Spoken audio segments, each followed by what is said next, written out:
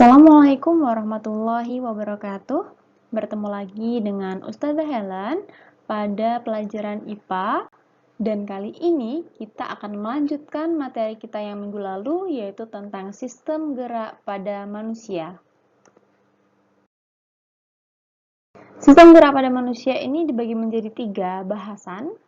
Yang pertama adalah rangka, yang minggu lalu sudah kita bahas, yaitu tentang tulang berdasarkan bentuknya dan tulang berdasarkan letaknya. Untuk minggu ini, kita akan membahas tentang tulang berdasarkan jaringan penyusunnya, sendi, kemudian kita akan membahas otot, mulai dari macam-macam otot dan cara kerja otot. Kemudian yang terakhir adalah kita akan membahas gangguan dan upaya menjaga SGM. SGM maksud Ustazah adalah sistem gerak manusia. Di dalamnya kita akan membahas gangguan pada sistem gerak dan upaya menjaga kesehatan sistem gerak. Nah, tulang berdasarkan penyusunnya ini dibagi menjadi 2. Yang pertama adalah tulang keras atau yang biasa kita sebut dengan osteon. Tulang keras ini tersusun atas sel-sel tulang atau osteosit yang membentuk lingkaran. Kemudian tulang keras ini banyak mengandung kalsium atau zat kapur dan sedikit zat perekat. Nah, yang kedua adalah tulang rawan atau kartilago. Tulang ini tersusun atas sel-sel tulang rawan atau biasa disebut dengan kondrosit. Kemudian banyak mengandung perekat atau kolagen dan sedikit zat kapur. Jadi tulang rawan ini kebalikan dari tulang keras. Kalau tulang keras mengandung banyak kalsium atau zat kapur, pada tulang rawan sedikit mengandung zat kapur. Jika tulang keras mengandung sedikit zat perekat, maka tulang rawan mengandung banyak zat perekat. Intinya, tulang rawan dan tulang keras ini saling bertolak belakang. Nah, pada tulang rawan sifatnya adalah lentur. Sudah selesai tentang pembahasan tulang, selanjutnya kita membahas tentang sendi. Nah, apa itu sendi? Sendi adalah tempat bertemunya 2 tulang atau lebih yang diikat oleh ligamen. Ligamen ini adalah jaringan berbentuk pita yang tersusun dari serabut-serabut liat. Kita membahas sendi berdasarkan sifat geraknya. Itu dibagi menjadi 3. Yang pertama adalah sendi mati atau sinartrosis, yaitu persendian yang tidak memungkinkan untuk terjadinya gerakan. Jadi tidak mungkin bergerak. Contohnya adalah tulang tengkorak kita. Tidak mungkin bergerak. Kemudian yang kedua adalah sendi kaku atau amfiartrosis, yaitu persendian yang hanya memungkinkan untuk terjadi sedikit gerakan. Kalau sendi mati itu sama sekali, kalau kaku sedikit pergerakan. Contohnya adalah pada sendi antar ruas tulang belakang kita. Dan yang terakhir adalah sendi gerak atau diartrosis. Seperti namanya, maka persendian ini memungkinkan untuk terjadi gerakan yang lebih leluasa. Seperti itu. Kemudian kita membahas tentang sendi berdasarkan arah gerakannya dibagi menjadi 5. Yang pertama adalah sendi engsel, yang kedua sendi putar, yang ketiga sendi pelana, yang keempat sendi peluru, dan yang terakhir adalah sendi geser. Contohnya pada siku kita dan contohnya lagi pada lutut kita. Jadi gerakannya hanya satu arah, selurus dan nekuk satu arah. Itu namanya sendi engsel. Lanjut putar, yaitu dia geraknya secara memutar seperti namanya ya. Geraknya secara memutar. Hubungannya antara tulang bentuk poros, ini yang dimaksud tulang bentuk poros ya, yang kayak pensil, ini poros, dan tulang berbentuk cincin yang mengitari porosnya ini. Jadi, tulang yang berbentuk cincin ini bisa mengitari poros. Contohnya, tulang tengkorak kita dengan tulang leher. Oke? Lanjut, pelana geraknya dua arah. Kalau yang engsel satu arah, sendi pelana dua arah. Hubungannya adalah antara dua tulang bentuk pelana. Nah, contohnya di pangkal ibu jari kita. Tuh, dua arah. Kemudian, sendi peluru. Nah, sendi peluru ini geraknya sangat bebas. Kemudian, hubungkan tulang berbentuk mangkok dan satu ujung bulat. Jadi, satunya berbentuk mangkok yang ini, dan satunya berbentuk bulat. Jadi geraknya sangat bebas. Contohnya di tulang belikat dan lengan atas yang ini. Tulang belikat dan lengan atas kita. Kemudian contoh yang kedua adalah tulang pinggul dan paha. Bisa sendi peluru. Ini adalah sendi geser. Nah, sendi geser ini geraknya menggeser di atas tulang lain, menghubungkan antara dua tulang yang memiliki permukaan datar. Jadi tulangnya ini datar permukaannya, maka akan terbentuk geseran yang disebut dengan sendi geser. Contohnya pergelangan tangan kita atau pergelangan kaki kita. Itu yang sendi terakhir. Kemudian membahas tentang otot. Oke. Tadi sendi sudah, macam-macamnya sudah. Sekarang kita membahas tentang otot yang pada kelas 1 ya. Kelas 1 sudah sempat membahas tentang otot polos, otot lurik, otot jantung. Sekarang kita jelaskan lagi. Oke, pengertian otot itu apa? Yaitu jaringan penggerak bagian-bagian tubuh sebagai alat gerak aktif. Nah, minggu lalu sudah kita bahas kan kalau otot adalah alat gerak aktif. Kemudian fungsinya apa?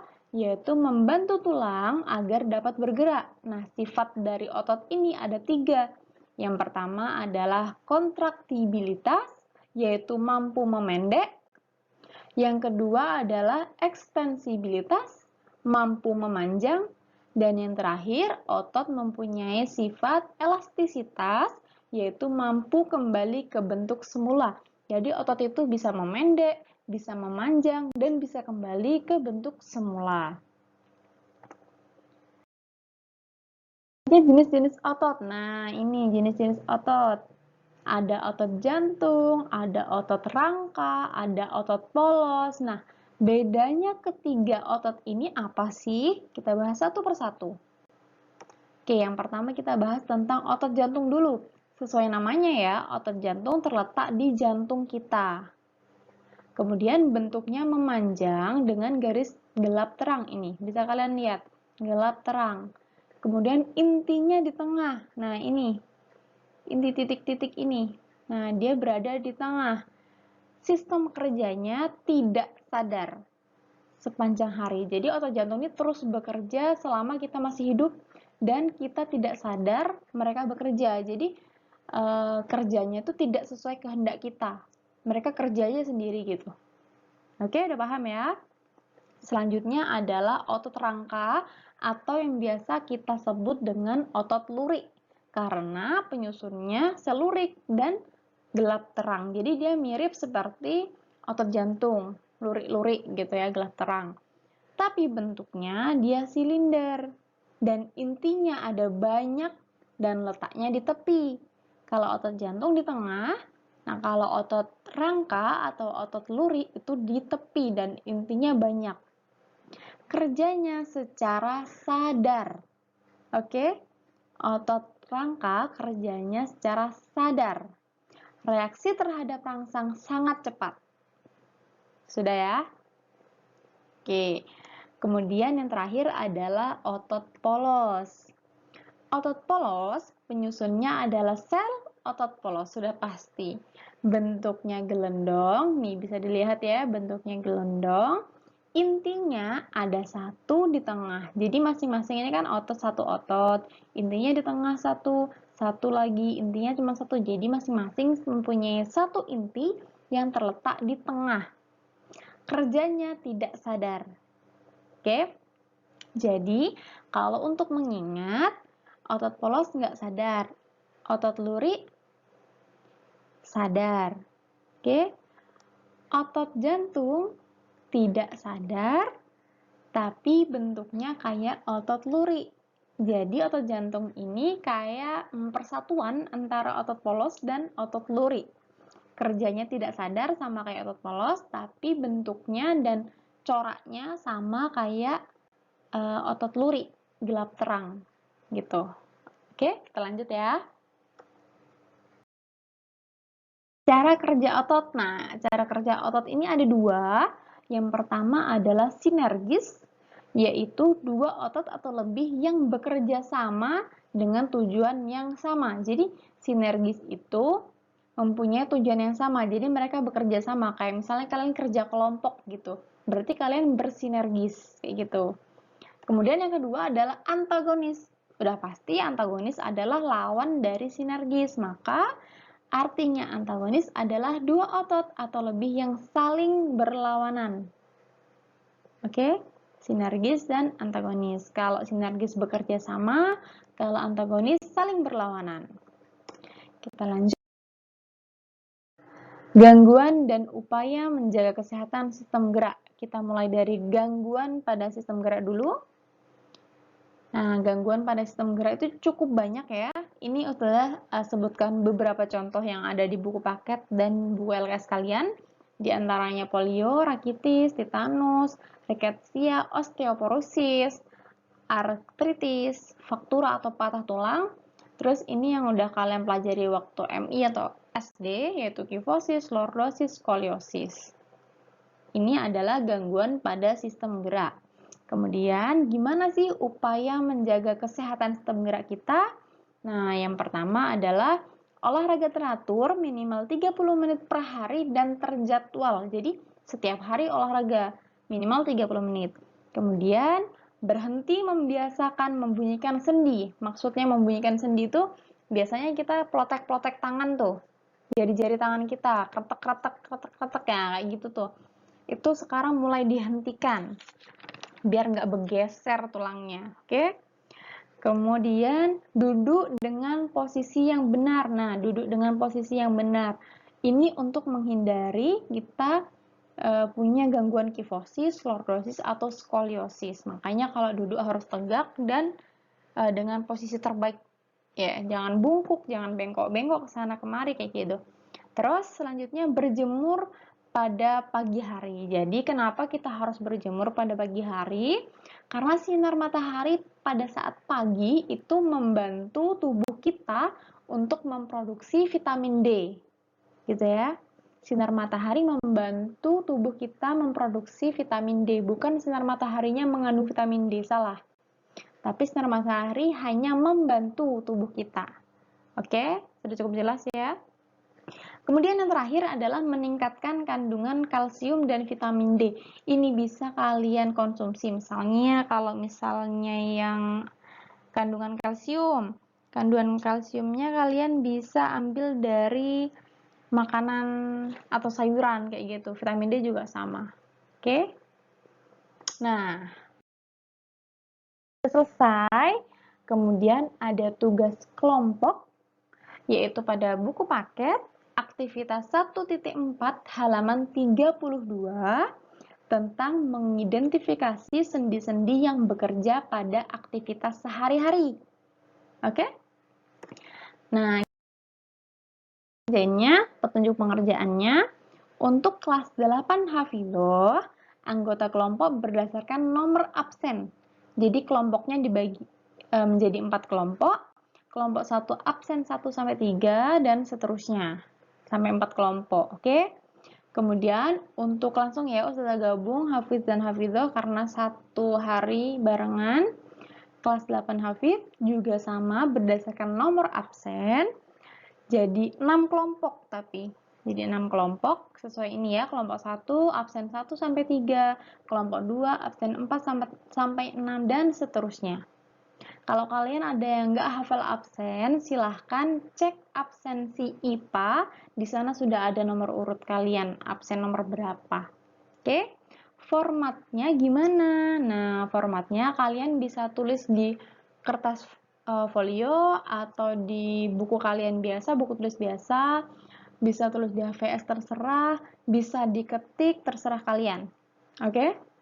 Formatnya judul dulu di tengah, judulnya tadi yang identifikasi dan lain-lain itu. Kemudian kelompok berapa, anggotanya siapa aja. Anggota 1 misalnya admin gitu ya.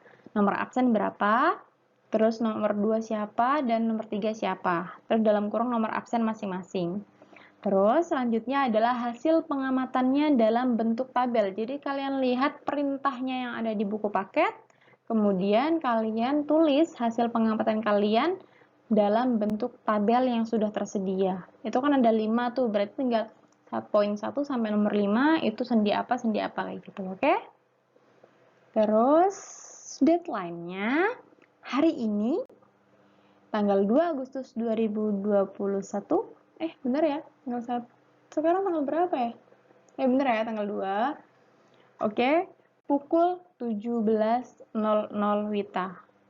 Oke, bisa ya? Senin hari ini pukul 17.00 WITA. Oke, sudah cukup jelas. Alhamdulillah materi kita kali ini sudah selesai. Untuk penugasannya rasa sudah cukup jelas, kumpulkan tepat waktu. Semoga materi hari ini bermanfaat untuk kita semua. Mohon maaf kalau Ustazah ada salah-salah ngomong. Ustazah tutup. Assalamualaikum warahmatullahi wabarakatuh.